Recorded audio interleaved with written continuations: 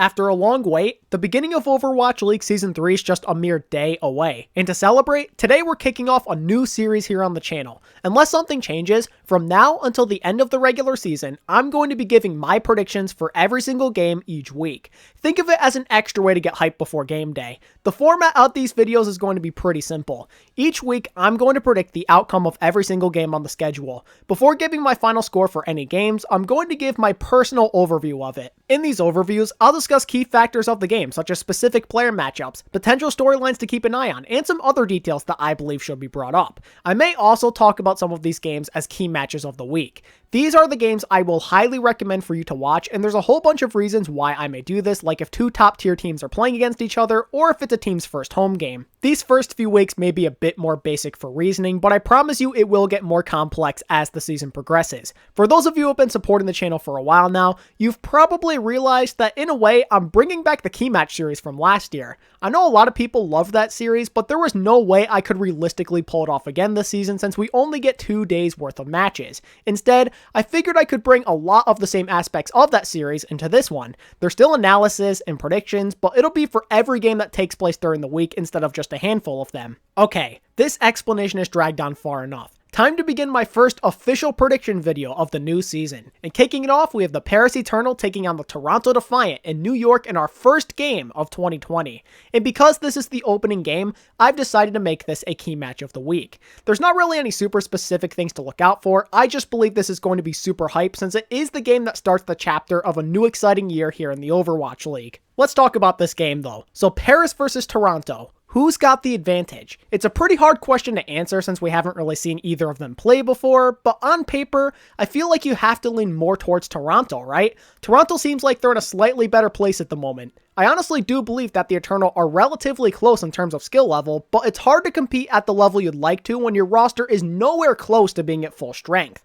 These first few games could be very difficult for Paris to manage since they're not just down Sparkle, but also Hanbin. If you don't include Soon, these are arguably the two strongest players on the roster, and when you add in the question marks at main tank, opening weekend is looking somewhat scary if you're the Paris Eternal. I don't want to get it twisted though. The Eternal have some pretty winnable games this weekend, and they do have capable players with a solid coaching staff to back them up. But even so, I'm just having a hard time getting over the weaknesses that present themselves. Paris should be able to hold their own at DPS and probably main support, but everything else is up in the air. There's a chance that Ben Best and or Nosemite could match or be better than Beast. However, there's also the chance that they're worse than him. Toronto is certainly not this amazing team or anything like that, but I just see a world where they win this game simply because they make use of their advantages. At the end of the day, I'd say this game comes down to the tank line. Who will be better? Beast and Nevix, or Ben Best and or Nosemite plus Smex? Neither tank line sounds extremely promising, but I think the one that makes the smarter plays will be the one to go on to win this game. And while I think it could go either way, I'm currently just having a bit more faith in the likes of Beast and Nevix. I also think there's just a good chance we see the likes of either Kariv or maybe Surefour completely take over the series.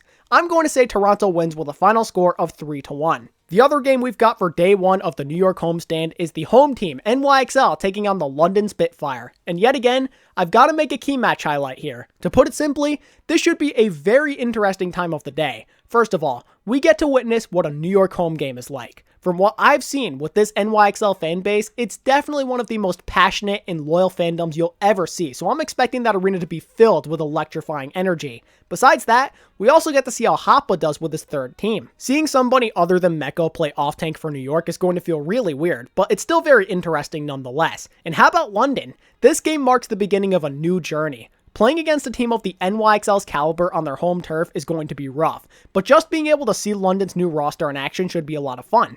I've heard so many people say that you shouldn't sleep on London, and what better way to show what you're made of than against a good team when everyone in the world has their eyes on you. But sadly, at the end of the day, I don't believe this is going to be much of a game. Maybe we'll see some flashes, but I just don't see Pavane's new team assisting him in beating his old one this Saturday. Like I said in my power rankings video, so many players on this roster are unproven, and with almost all of the London players being rookies, I think that stage jitters could really hurt their overall performance. And I mean, come on.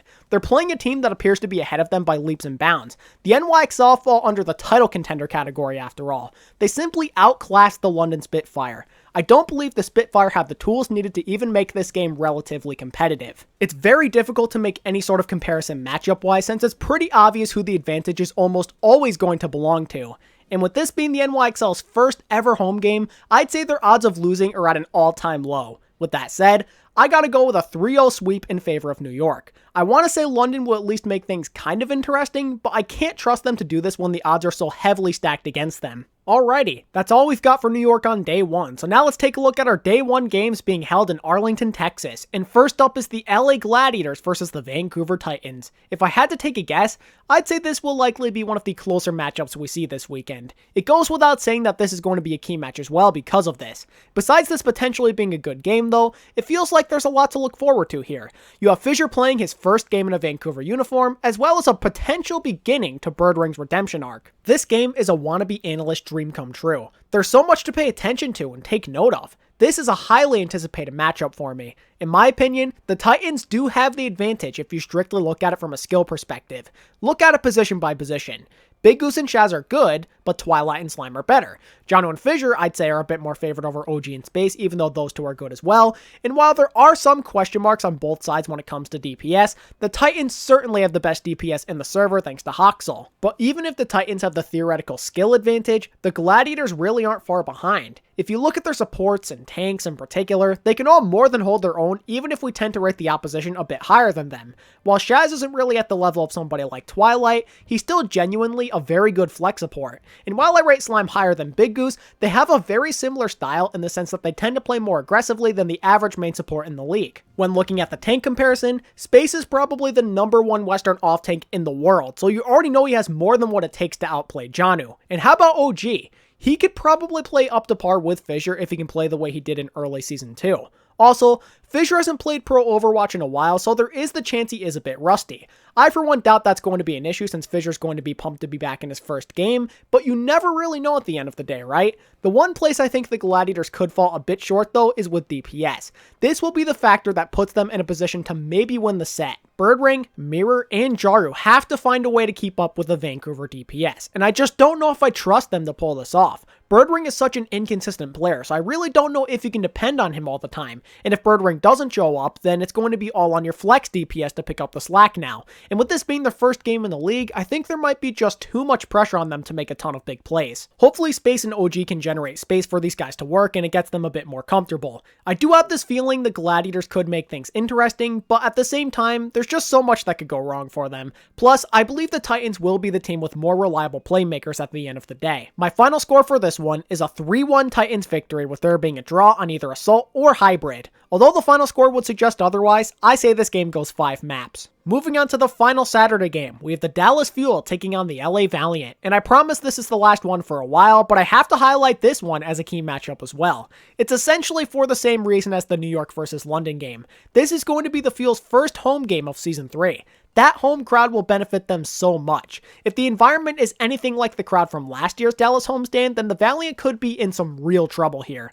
Other than looking at crowd reactions though, just being able to see the new Dallas take on the new Valiant should be a lot of fun. And when you factor in the rumors that have been floating around about the Valiant actually being a decent team, it gives you all the more reasoning to tune in and find out what all the buzz is about. Even though there is newfound hope, if you're a Valiant fan, I recommend not putting too much stock into scrim bugs. Remember when everybody said London was rolling in scrims during the playoffs last year? Well, look what happened to them. They nearly lost to Shanghai in a really close match during the plans, then they got smacked by the NYXL in shock.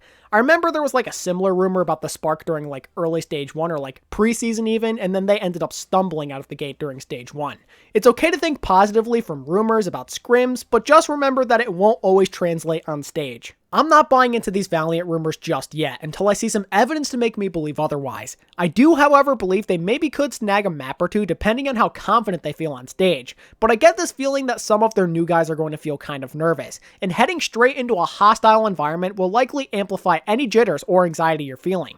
But other than that, I have to say that the Fuel really don't have a ton of advantages. Yes, Gamsu is stronger than Gig, and Closer is a few steps ahead of Rain, but everything else is hard to judge. I mean, the DPS look pretty even. KSF and KSB versus Decay and Doha in particular seems like a good matchup. I also don't know what to expect when it comes to the flex support battle between Lastro and then either Unko or Crimzo depending on who plays. It's a tough call. Unko and Crimzo are both very capable players, but what can we expect from Lastro? I've heard so many people say he is very good and that his mechanics are Jonik-like. Kareev himself even had high praise for the guy. If this all holds up to be true, then Unko and Crimzo could have one hell of a battle on their hands. Although I favor Dallas in this matchup, I could see a world where the Valiant pull off the win if all the rumors about them really are trustworthy. But like I said, I'm not buying into anything until I see it for myself. Because I'm shaky over my current stance on the Valiant and the Fueler at home, I'm picking Dallas to win the series 3-1. It's not going to come easy though. This Valiant team wants to prove the world wrong for downing them, and there's a chance they could really come out swinging. Moving back over to New York on Sunday, we start the day with the London Spitfire versus the Paris Eternal. I mentioned that Paris isn't at full strength when analyzing their first match, but I feel like the result of this matchup is more of a coin flip. Paris doesn't get to play at full capacity, but the London players are young and vastly unproven. It really comes down to who you trust more in the end. Do you have more faith in the potential young stars of London, or do you favor the well-established veterans playing for Paris? I'm of the belief that this game could go either way. These teams seem pretty evenly matched, so I'm thinking we could get a close one. But even so, that doesn't necessarily mean it's going to be any good. We've seen plenty of bad matches be lengthy in the past, and I think this upcoming game could end up falling under this category as well. On paper, both of these teams are bottom half of the league talent-wise, so I wouldn't be surprised if this match is riddled with mistakes. For me personally, this game comes down to the supports. Although I'm not crazy about them, the Eternal support line seems stronger than what London is currently working with. Now, of course, this very well could change after we see London play a few games, but as of right now, I tend to rate the Paris support line a bit higher. I'm somebody who believes these first couple of games are going to be very tough on these new London players because they're just going to get outplayed by the veterans that know more than them, right? I see this as a good learning process for them that could assist the team in showing major improvements later on in the year once they get a bit more experienced and used to playing on stage. With this in mind, I'm predicting the Paris Eternal to win 3-2. Moving on to the final game of the New York homestand, we've got the NYXL playing the Boston Uprising. Now, I would say this game is interesting since it's the classic Boston and New York sports rivalry and all, but there's no way this game is remotely close. Boston, in my opinion, is currently the weakest team in the league. It's going to be hard for them to win games in general, let alone against a team as good as New York. There's really not much to say here. New York holds every possible advantage, and I don't think there's any room for debate. They outskill, outcoach, and simply outnumber their opponents thanks to the home arena advantage. Let's all pray that Boston can at least show us a little bit of a fight. I don't know if this is something they're capable of in the scenario they're in, but I certainly do hope we see a few bright spots. Keep an eye on the Myungbong versus Jonik matchup in particular. The common consensus is that Myungbong is one of the best rookie flex supports in the league, and what better way to back up this claim than to hold your own while going toe-to-toe with Jonik himself. Seeing how Munchkin and Jerry perform should also be pretty interesting since they're new to the DPS lineup on Boston. The Uprising likely won't be all that competitive, but showing us even just a couple sparks of life would give me some hope heading into the future. With that said, I've got the NYXL winning this one, no contest, no sweat at all, with a quick and easy 3-0. Alright, time for Dallas home games day 2, and starting it off is the Los Angeles Valiant versus the Vancouver Titans. I know the Valiant have supposedly been better than we thought, but beating a loaded Vancouver team is a pretty tall order. I'm also getting this feeling that the Valiant have decided to dedicate more of their preparation time to Dallas. The head coach of the Valiant, Packington, talked some smack on Twitter to Arrow and the Fuel, and I see this as an indicator that him and the team have been focusing a lot on pulling off an upset to stun the home crowd. The Valiant's chances of winning against Vancouver were pretty slim to begin with, but their odds of success is even smaller if they prioritize their matchup with Dallas like I believe they did. It's a no-brainer that the Titans have the stronger team on paper as well. The only way I see the Valiant making this a game is if they have the greater teamwork. I don't know how well Vancouver is going to synergize with Fissure, so maybe the Valiant could pull ahead in that remark. But even if Fissure and the Titans aren't completely on the same page, I doubt it's going to be enough since everybody else on that starting lineup has good synergy with one another. In the end, I've got the Titans winning this one 3-0. The Valiant have to show me they can play good teams tough before I'm ready to consider them any sort of threat. This should be an easy win for the Titans if everything goes the way I expect it to. That's all I really have to say about this game though, so now let's talk about the final matchup of the weekend. The Dallas Fuel will be taking on the defending champion San Francisco Shock, and because this is their first game after that championship run, I'm marking this down as a key match. I won't lie. I have serious doubts about this game being super close, or entertaining for that matter. I'm just intrigued to see how the Shock play after winning a title. I've heard some people say that they think the Shock could follow a similar path to London, and I'm excited to see them prove all of the haters wrong. I'm sorry in advance to all of my Dallas Fuel fans, but I give you guys no shot of beating the Shock. I don't think home crowd advantage is going to do you any favors. You're outclassed, plain and simple. Don't think the Shock are going to show any mercy or signs of a championship hangover. Those boys are locked in and focused. They've been grinding non-stop, and they haven't let their foot off the gas for even a moment. They even spent time boot camping in Korea recently.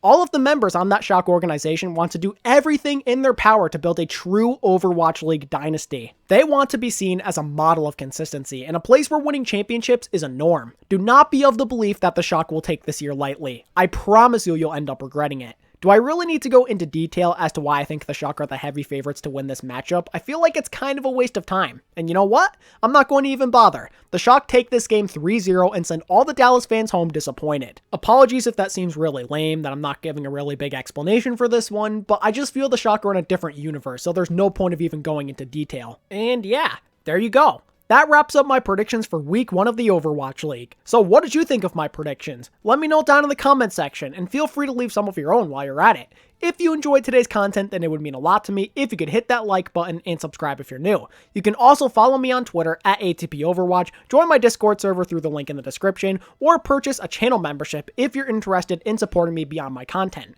Special shout out goes to my tier 2 members for their extra support, as well as all of you who watched the video until the very end. And as always, thanks for your love and support, I appreciate it a ton, and until next time, this is ATP, signing out. Peace.